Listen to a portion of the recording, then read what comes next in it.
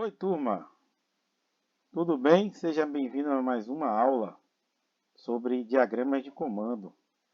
Essa é a segunda aula, onde ainda iremos tratar da interpretação de diagramas de comando. Tá? O diagrama de comando, como a gente pôde ver na aula anterior, ele apresenta dois circuitos. O circuito que nós iremos ver hoje é o chave magnética de partida direta com reversão. Lembrando que o diagrama anterior que nós analisamos foi o chave magnética de partida direta simples. Então, nós partimos do motor e o motor continua o seu funcionamento até que aquelas condições sejam estabelecidas. Ou que você desligue pela botoeira, pelo B0, ou se simplesmente há um problema de sobrecarga no nosso motor e ele abra o circuito de comando, desenergizando a bobina do nosso contator, consequentemente desligando o nosso motor. Tá? Então, o nosso diagrama de comando hoje, que nós iremos abordar, é ainda uma chave magnética de partida direta. Depois a gente vai falar um pouquinho sobre essas na próxima videoaula. Eu queria mostrar mais um circuito de comando e de força para quê? Para deixar bem claro a interpretação desses diagramas, para depois trabalharmos a teoria do que é um circuito de partida direta. Tá? Esse é um circuito de partida direta com reversão, ou seja, o motor vai girar em dois sentidos, sentido horário e sentido anti-horário. Então, para que o nosso motor gire no sentido horário e anti-horário, você vai precisar criar um circuito para este fim. Né? Lembrando nas nossas aulas de motores elétricos que o que é necessário para a inversão do sentido de rotação de um motor elétrico? Inversão entre fases. Então repare que esse motor elétrico ele está sendo alimentado no seu borne 1 pela fase R, no seu terminal 2 pela fase S e o seu terminal 3 pela fase T. Né? Ou seja, a sequência de fases está sendo garantida na alimentação do motor elétrico. Consequentemente, esse motor vai girar no sentido horário. Tá? Para que haja a inversão no sentido de rotação desse motor, é necessário que uma dessas fases aqui seja A com B ou B com A, né? A com C, né? A com C ou C com A, ou B com C. Vamos ver como esse circuito está se comportando. Qual é a inversão de fases que está acontecendo. Então, repare o seguinte, nós temos aqui a fase R, né? O outro contator, o contator C2, contator C1, contator C2, o R, que alimentava o terminal 1 de C1, está alimentando o terminal 5 de C2, o S, que alimenta o terminal 3 de C1, está alimentando também o terminal 3 de C2, e a fase T, que alimenta o terminal 5 de C1, está alimentando o terminal 1 de C2. Ou seja, houve uma inversão aqui nesse ponto entre entre R, R, né, que vai ser um pouco mais abaixo aqui na verdade, né, R com T, ok? Houve uma inversão de R com T. Dando sequência aqui na linha da alimentação do motor, quando você vem para cá, na parte de baixo do nosso C2, que é o que está invertendo as fases, ele continua normal aqui, o 2 com 1 do terminal, 2 com 1. O 4 continua com o 4, que é o 2 do motor. E o 6 continua com 6, que vai para o quê?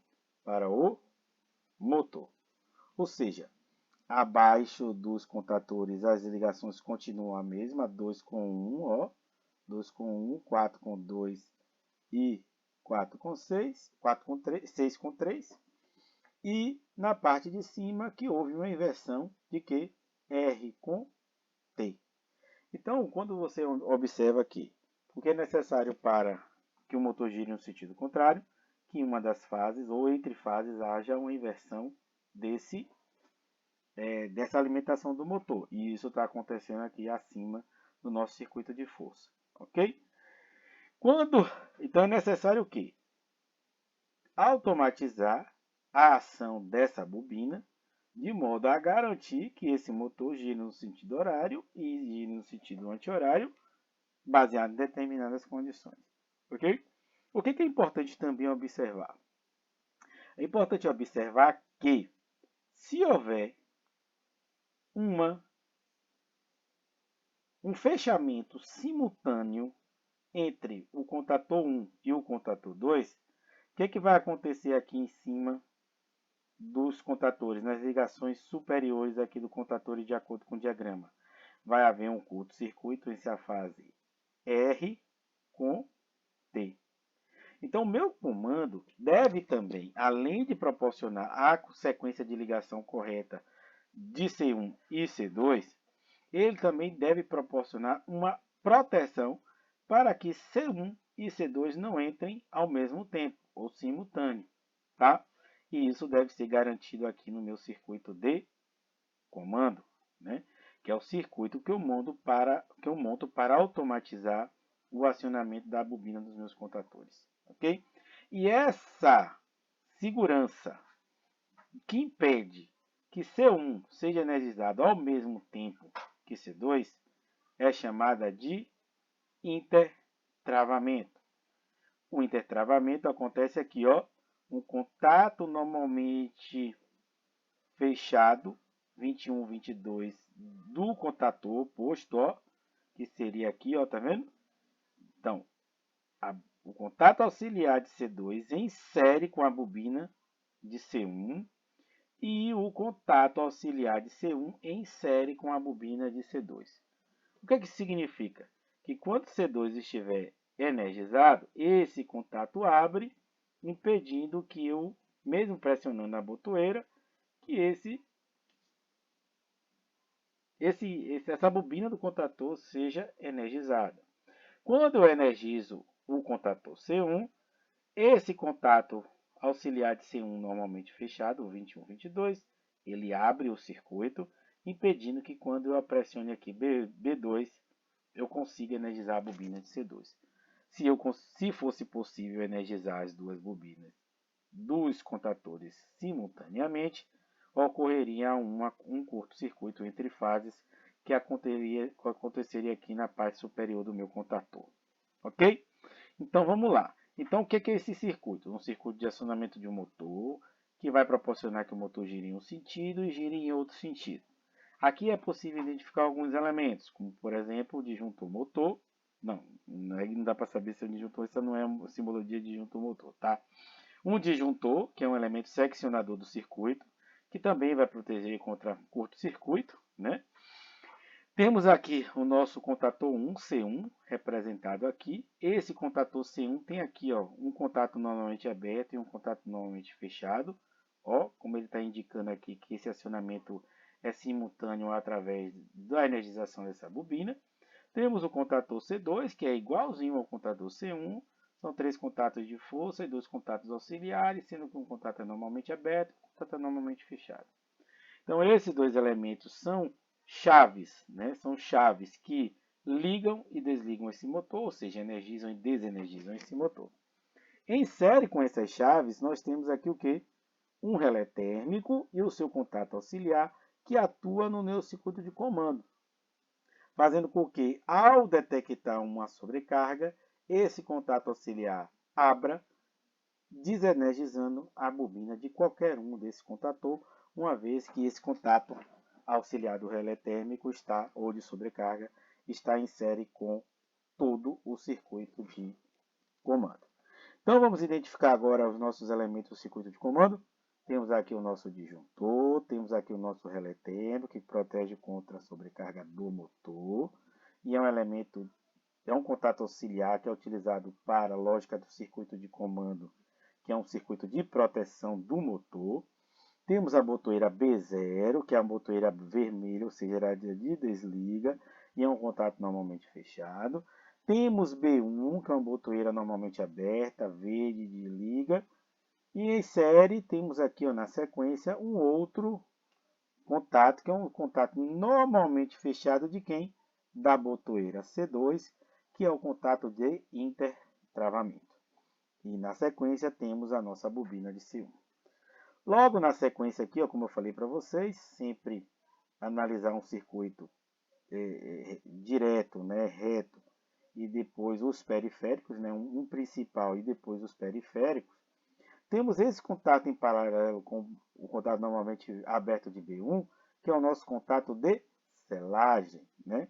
Então, quando eu pressiono B1, esse contato fecha, energiza C1, e esse contato auxiliar de C1 se fecha, mantendo um outro caminho para o acionamento da minha bobina do contator. Ok? Repare que esse circuitinho aqui, ó, esse circuitinho é igualzinho a esse, não muda nada. O que é que muda? Você vai utilizar uma outra botoeira. Esse contator, o C1, ele não é responsável em girar o motor no sentido horário, como a gente viu anteriormente.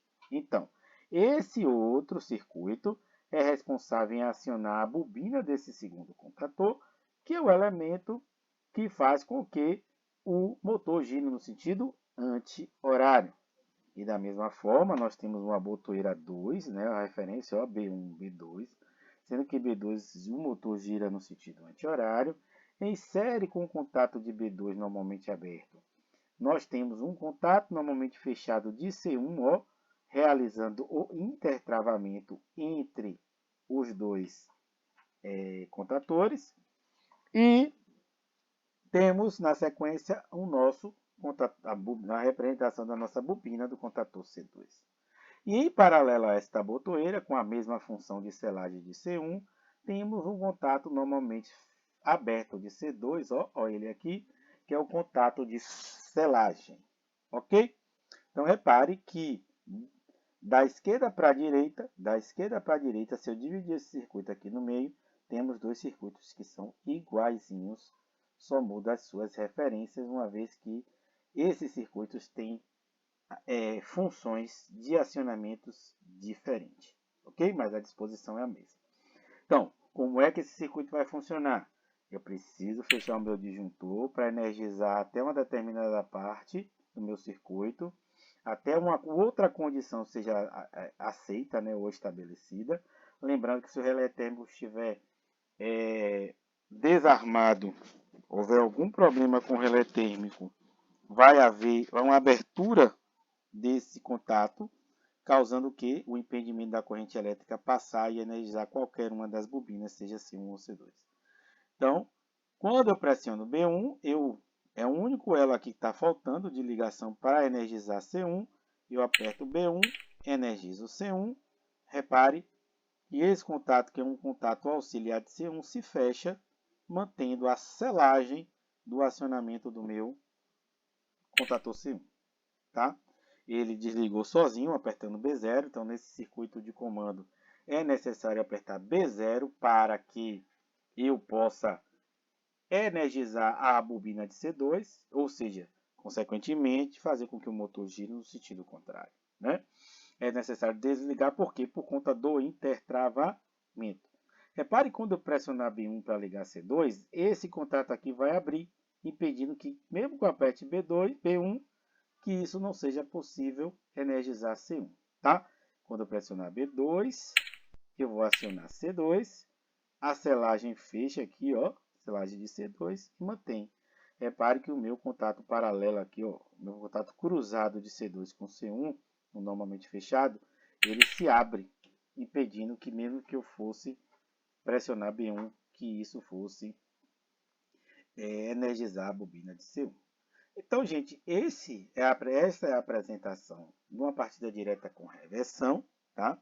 Essa partida direta com reversão, especificamente, existe uma outra que eu vou apresentar, mas só vou apresentar através de circuito, porque nessa animação ela não existe. Né, animação. Essa é uma partida direta com reversão simples ou lenta. Tá? Vocês podem encontrar na literatura ou partida direta com reversão lenta, ou partida direta com reversão simples, ok? Espero que tenha ficado claro a apresentação desse circuito, seja o circuito de comando e o circuito de força, que é um circuito de partida direta com reversão. Vamos ver no nosso próximo encontro por que se chama chave magnética ou partida direta esse circuito, ok? Muito obrigado pela atenção. Vão até o livro. O livro é uma referência para aprimorar os estudos e o conteúdo da próxima aula vai ser a avaliação vai ser demonstrado por que a teoria que envolve a nomenclatura da chave magnética de partida direta, ok? Grande abraço, obrigado pela atenção e bons estudos.